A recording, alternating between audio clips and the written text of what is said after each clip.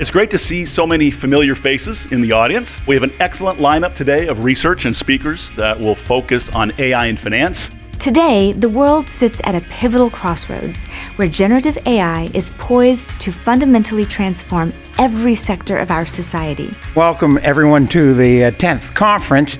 It's great to be with you today. Bruce and Ken have made it possible for Wharton to expand its commitment to research and scholarship in quantitative finance through the Jacobs Levy Center and Wharton's Jacobs Levy Prize. I too am pleased to see so many familiar faces, including many friends from Wharton. The theme of the conference, Frontiers in Quantitative Finance, is truly appropriate for our program today. Obviously, when ChatGPT came out, I was very, very much impressed by it. I was playing with text analysis beforehand, but this was so much better than any of the pieces of technology, right? So I was just interested, okay, how can I make a paper out of this very quickly? Because I was super excited about it. At a high level, I would think this paper really investigates an important question.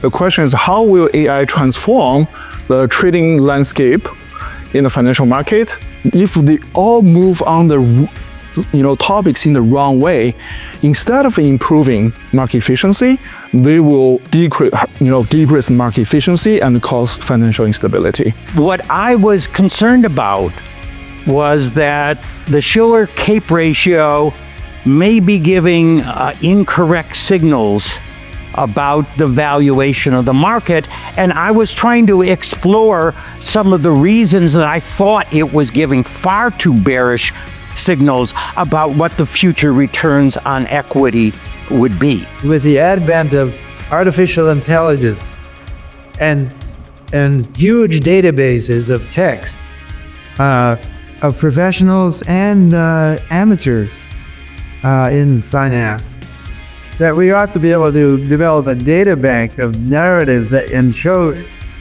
some light on what's going on in these markets. All right, so expected return and large language models. This is actually a pretty old paper. So we wrote the first draft of this paper, wrapped up sometime late 21, early 22, and then ChatGPT came out.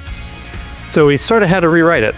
So what this paper does is to apply state-of-the-art large language models to news for predicting returns.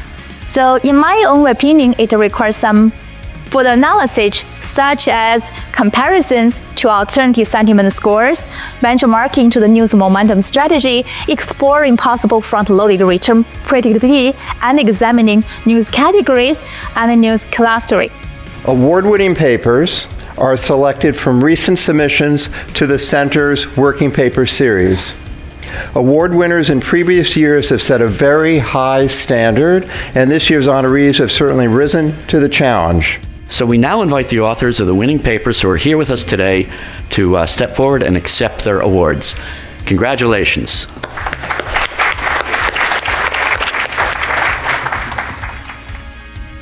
Now what I'm going to do is I'm going to turn instead to this AI, a little bit with language, but also AI in general, its ability to help us to predict behavior.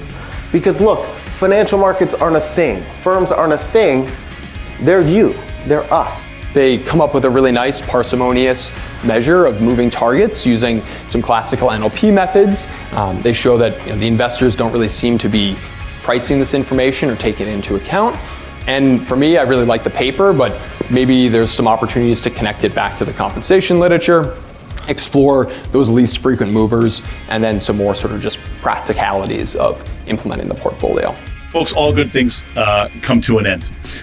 So I want to send a special thanks once again to Bruce Jacobs and Ken Levy for all that you've done, all of today's presenters, discussants, and panelists. Many thanks to our audience for your questions and participation. Thanks again for attending. We look forward to seeing you at a future event and look forward to being in touch with you at the center. Thanks, everybody.